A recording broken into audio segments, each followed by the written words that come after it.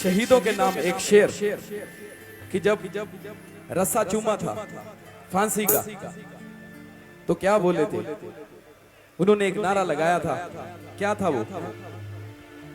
हिंद वासियों रखना याद सानू किते मना चो ना भुला जाना, खातिर वतन दी लगे हाँ चढ़न फांसी सानू वे के ना घबरा जाना।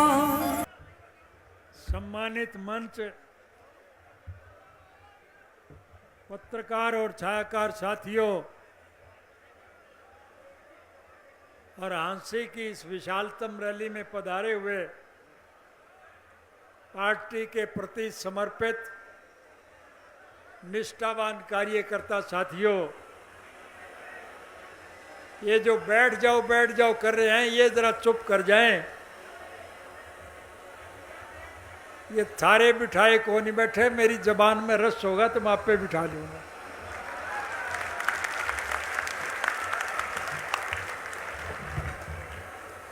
आपने रैलियां बहुत करी, बहुत रैली देखी,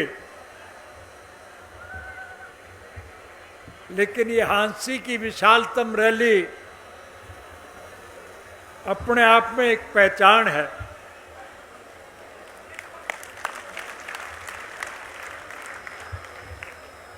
और पार्टी के प्रति समर्पित कार्यकर्ताओं ने बगैर किसी निमंत्रण के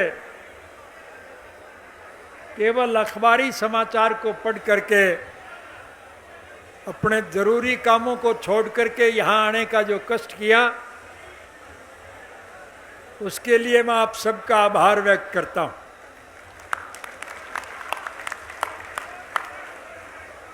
कहने को बहुत बातें हैं, लेकिन अब भी मैं देख के आया हूँ, ये साथी जो खड़े हैं कृपया बैठ जाएं, पीछे वालों को ऐतराज हो रहा है। आप बैठ जाओ, उसको जहाँ जगह मिलती है बैठ जाओ। जो साथी खड़े हैं कृपया बैठने का कष्ट करें। मैं कोई लंबा चौड़ा भाषण नहीं देना चाहूँगा, मैं वही बात कहना चाहूँगा जो हम सब लोग आज भुगत रहे हैं। हमारा ये देश कृषि प्रधान देश है और इस देश की अर्थव्यवस्था केवल खेती पे जुड़ी है। अगर किसान खुशहाल है तो देश माला माल है, और अगर किसान की हालत दयनीय है तो देश का बहुत बुरा हाल है। प्रत्यक्ष में प्रमाण की जरूरत नहीं, आज इस देश का हर नागरिक, चाहे कोई किसी भी धर्म और मजहब को मानता है, चाहे कोई किसी भी जाति का है, किसी वर्ग से जुड़ा हुआ है, और चाहे किसी के रोजगार, व्यवसाय और कारोबार का कोई भी साधन क्यों ना हो, चाहे कोई हिंदू है, सिख है, मुसलमान है, ईसाई है, चाहे हरिजन है, चाहे बैकवर्ड है, चाहे व्यापारी है, चाहे कर्मचारी है, चाहे कारखानेदार है, चाहे दुकानदार है, चाहे मजदूर है, चाहे किसान है, आज इस देश का हर नागरिक दुखी है, परेशान। और लोग इन परिस्थितियों से देश को उबारना चाहते हैं। लोगों ने मन बनाया हुआ है। आपकी रैली का नाम जन अधिकार रैली रखा गया है। प्रजातांत्रिक प्रणाली में अधिकार मांगने से नहीं मिला करते, अधिकार छीने जाया करते हैं। और अधिकार छीनने के लिए संगठन को सबसे ज्यादा मजबूत बनाने की आवश्यकता है। मैंने पहले भी कहा, मेरे से पूर्व वक्ताओं ने दिल खोल के ये बात कही, आज संगठनात्मक दृष्टि से समूचे राष्ट्र के स्तर पर इंडियन नेशनल लोकदल पार्टी का संगठन सबसे ज्यादा मजबूत है। और संगठन के बलबूते पर मैं कह सकता हूं कि ये चुनावी रैली है। लोकसभा के चुनाव किसी समय भी घोषित हो सकते हैं। अभी सरकार दुविधा में है कि विधानसभा और लोकसभा के चुनाव इकट्ठे हों या अलग अलग हों, लेकिन ये मान के चलना चाहिए कि म्याद के मुताबिक लोकसभा के चुनाव मई से पहले पहले यानी अप्रैल के महीने में हर हालत में आपके चुनाव होंगे।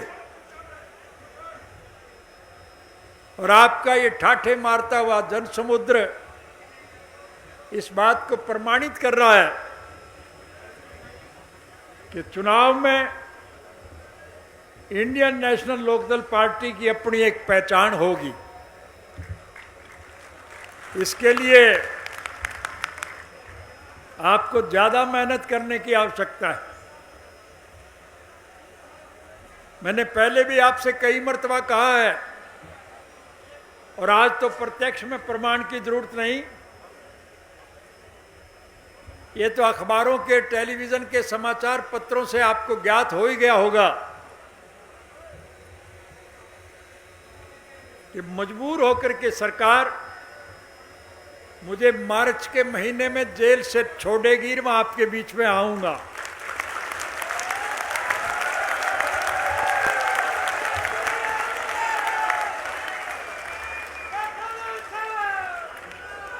और मैं जब मैं आपके बीच में आऊंगा तो जो कुछ अच्छे साथी बहकाए गए हैं, वर्गलाए गए हैं, वो किसी व्यक्ति विशेष के साथ नहीं है, वो चौधरी देवीलाल जी की नीतियों के प्रति समर्पित है। चौधरी देवीलाल की विचारधारा को आम जन तक पहुंचाने के लिए वो नए सिरे से फिर आपके बीच में आकर के आपके संगठन को मजबूत और प्रभावी बनाएंगे।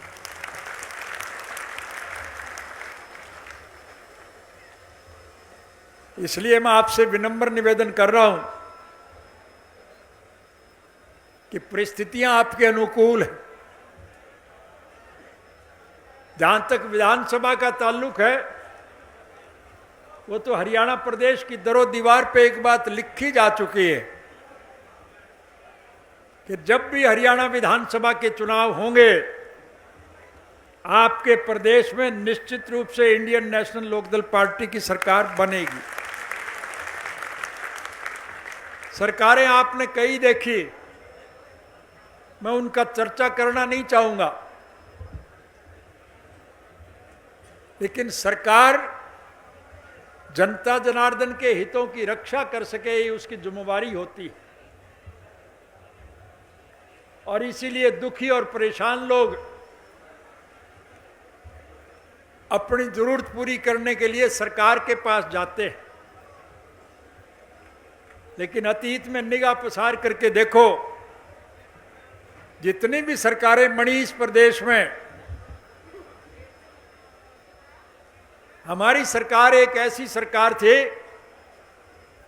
जिसके पास लोग नहीं जाया करते थे, सरकार लोगों के बीच में आया करती थी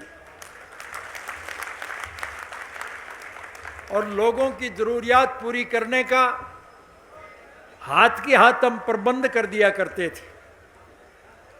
क्योंकि हमारी एक सोच है, हम चौधरी देवीलाल जी के स्वप्न साकार करना चाहते हैं। चौधरी देवीलाल जी की एक सोच थी कि इस देश के हर नागरिक को उनकी मूलभूत जरूरियात सरकार पूरी करे, रोजी रोटी, कपड़ा, मकान, शिक्षा और स्वास्थ्य का प्रबंध सरकार करे। और जो सरकार ये जिम्मेवारी निभाने में सक्षम ना हो, उसे सरकार में रहने का अधिकार नहीं होना चाहिए, उसे सरकार छोड़ देनी चाहिए। लेकिन ठगी ठोरी करने वाले, लूट मचाने वाले, सरकार की आड़ लेकर के उसके साथ चिपक करके लूट मचाने में यकीन रखते हैं, वो सत्ता छोड़ने के लिए तैयार नहीं। इसलिए जनतांत्रिक तरीके से वोट के माध्यम से इस प्रकार की सरकार का पतन करना अति आवश्यक है। और इसकी सबसे बड़ी जिम्मेवारी जो है वह आज इंडियन नेशनल लोकदल पार्टी के कार्यकर्ताओं के जिम्मे है। पहली मर्तबा नहीं, आपने कई मर्तबा पहले भी इस प्रकार की सरकारों का पतन किया है।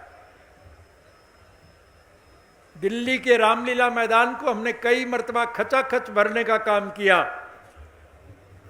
लेकिन पिछले साल की 9 मार्च की आपकी जो विशालतम रैली थी दिल्ली के रामलीला मैदान की, उसने एक नया रिकॉर्ड कायम किया और इस समूचे देश के निराश और हताश लोगों के मन में एक विश्वास पैदा किया कि हरियाणा प्रदेश की मिट्टी में पैदा होने वाले इंडियन नेशनल लोकदल पार्टी के बहादुर और जागरूक कार्यकर्ता निश्चित रूप से इन परिस्थितियों से इस देश को बचाएंगे।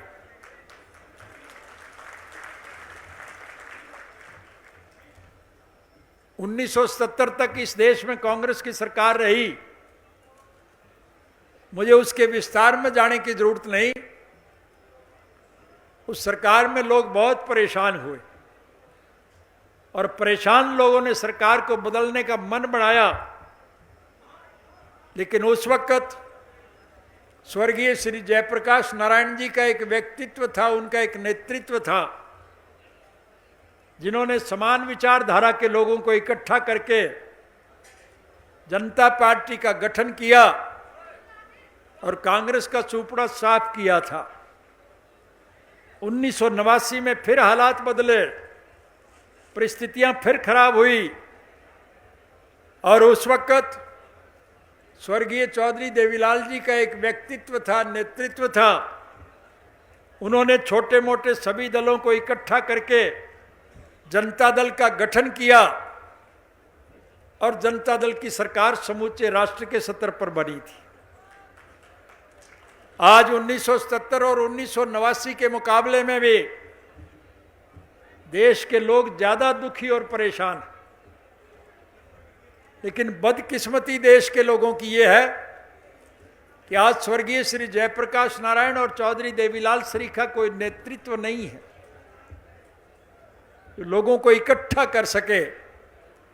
इसलिए 9 मार्च की उस विशालतम रैली ने देश के लोगों के मन में एक विश्वास पैदा किया कि हरियाणा की मिट्टी में पैदा होने वाले चौधरी देवीलाल के अनुयायी इंडियन नेशनल लोकदल पार्टी के कार्यकर्ता इस कुशासन से निश्चित रूप से छुटकारा हासिल करवाने का काम करेंगे।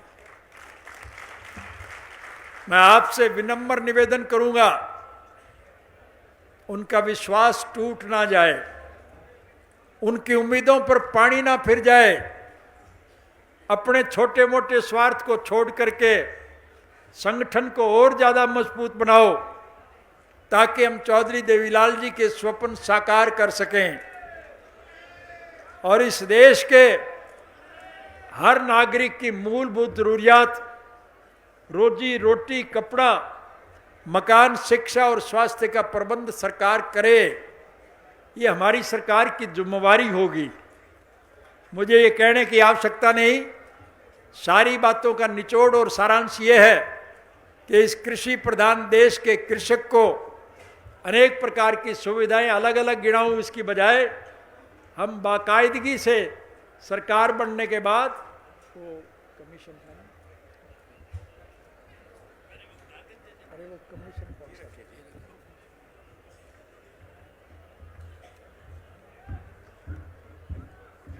नहीं, कमीशन कौन सा था वो, अरे वो कमीशन कौन सा था?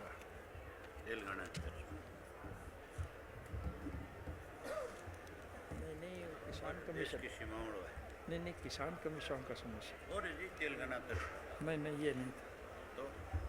अरे जो चर्चा का विषय है 10,000 रुपये नहीं वही है जी। तेलंगाना की तरह तो उत्तर प्रदेश के 5,000 रुपये नहीं अरे कमीशन किसो हो अच्छा स्वामीनाथन रिपोर्ट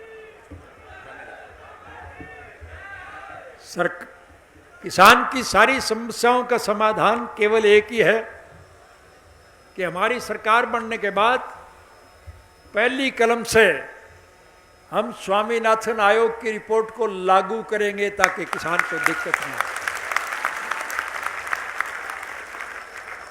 कहने को तो मौजूदा सरकार ने भी अपने चुनाव घोषणा पत्र में वायदा किया, लेकिन सरकार बनने के बाद उस चुनाव घोषणा पत्र को छेड़ा ही नहीं। अब जब चुनाव नजदीक आए तो उल्टे सीधे आश्वासन देने शुरू कर दिए। स्वामीनाथन आयोग की रिपोर्ट आज भी लागू करने के लिए तैयार नहीं। अलग अलग प्रदेशों में अलग अलग काम के कानून बन रहे हैं।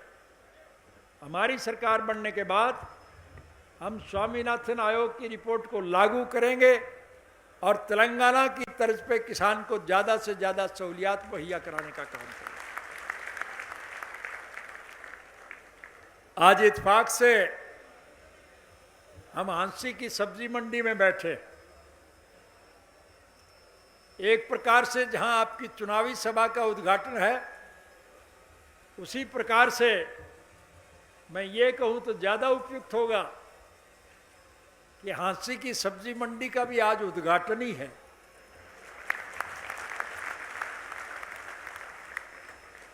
और इसके लिए खास तौर से व्यापारी वर्ग के लोगों के सामने जो दिक्कत और मुश्किलात है,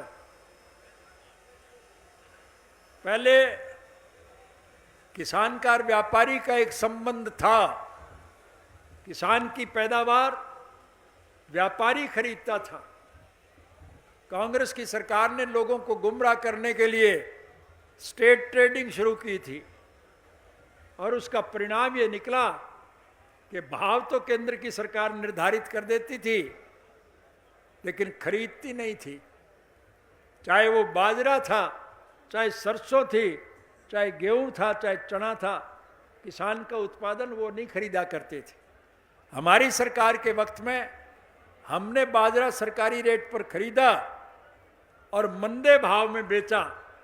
किसान को सैकड़ों करोड़, सरकार को सैकड़ों करोड़ का नुकसान हुआ, लेकिन किसान को हमने फायदा पहुंचाने का काम किया था।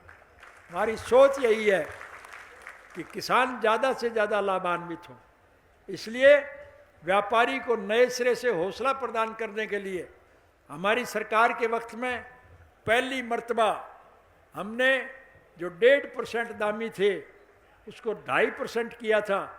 और अब के हमारी सरकार आने के बाद मैं हांसी की सब्जी मंडी में ऐलान करके जा रहा हूं कि हमारी सरकार बनने के बाद हम उनकी दामी 3% के हिसाब से बनाने का काम करें ताकि उनको कोई दिक्कत ना आए।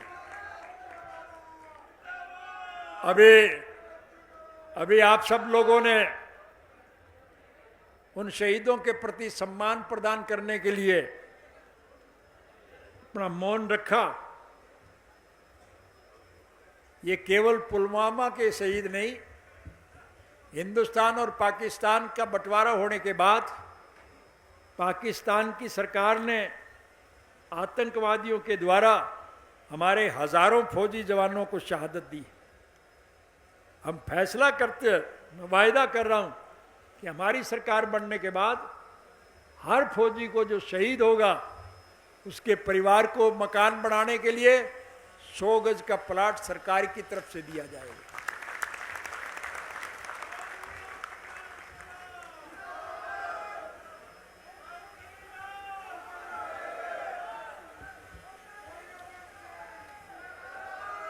चौधरी देवीलाल जी ने व्यवहारिक ज्ञान के आधार पर बूढ़े बुजुर्गों को सम्मान प्रदान करने के लिए, क्योंकि हमारी सभ्यता में है, हमारी संस्कृति में है, हम अपने पुरखाओं का, बुजुर्गों का सम्मान करते हैं।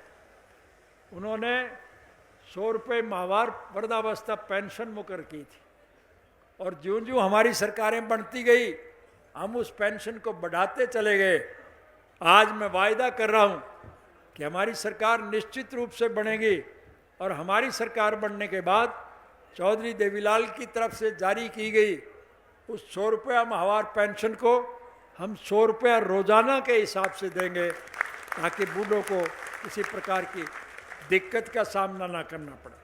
हम उन शहीदों के सम्मान के लिए उनको अलग से 10,000 रुपया माहवार पेंशन देने का काम करेंगे ताकि इस देश का जवान अपने देश की सीमाओं की रक्षा के लिए अपना सर्वस्व कुर्बान करने में कभी संकोच ना करे।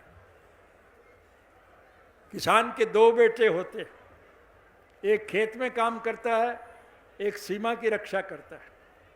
स्वार्थी किस्म के लोग अपनी जरूरत पूरी करने के लिए जय जवान और जय किसान का नारा दिया करते हैं और उस नारे से प्रभावित होकर के कृषि प्रधान देश का कृषक जवान अपने खेत की पैदावार बढ़ाने के लिए अपना पूरा समय उस पर लगाता है। इसी प्रकार से देश की सीमाओं की रक्षा करने वाला जवान देश की सीमाओं की रक्षा करने के लिए अपना सर्वस्व कुर्बान कर देता है। आज परिस्थितियां आपके सामने हैं।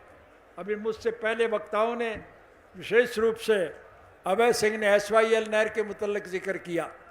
अजीब इत्फाक की बात है कि आज पाकिस्तान को तो हम पानी दे रहे हैं, रावी चिनाब झेलम का पानी जो है वो आज पाकिस्तान को जा रहा है, लेकिन हमारा SYL नहर का पानी जो हमारे हिस्से का है हमें मिलना चाहिए, उस पर ये सरकार कतई गौर नहीं कर रही है, बल्कि उसके रास्ते में रुकावट डाल रही है। मेवात की धरती प्यासी है, पीने तक का पानी उपलब्ध नहीं। हमने मेवात कैनाल शुरू करने का निर्णय लिया और हमारी सरकार जाने के बाद मौजूदा सरकार ने उसको ठप कर दिया। आज उनके पास पीने का पानी नहीं है, इसलिए हम पहली कलम से मेवात कैनाल को चालू करेंगे। दादूपुर नलवी नहर का भी गठन करेंगे और SYL नहर का पानी हर हालत में हम लेकर के आएंगे, चाहे इसके लिए हमें कितना ही संघर्ष करना पड़े, कितनी कुर्बानी देनी पड़े, इसके लिए आपको चिंता करने की ज़रूरत नहीं है। मैं यही कहने आपके बीच में जा रहा था कि आज आप लोगों ने अपने ज़रूरी कामों को छोड़ करके यहाँ जो इस चुनावी सभा का शुभारंभ किया, उसके लिए जहाँ आप बधाई के पात्र हैं, मैं आप सबसे विनम्र निवेदन करूँगा कि जो साथी किसी मजबूरीवश नहीं पहुँच पाए, उन सबको मेरी तरफ से राम राम कहना, फतेह बुलाना, सलाम अर्ज करना। आप सब लोग आए, इसके लिए मैं आपका आभार व्यक्त करता हूँ और प्रभु से प्रार्थना करूँगा कि आपका हमारा ये सहयोग सदा कायम रहे। आप सबका बहुत बहुत धन्यवाद। बहुत बहुत धन्यवाद आदरणीय चौटाला साहब का। तमाम महिला शक्ति, तमाम नारी शक्ति जो इतनी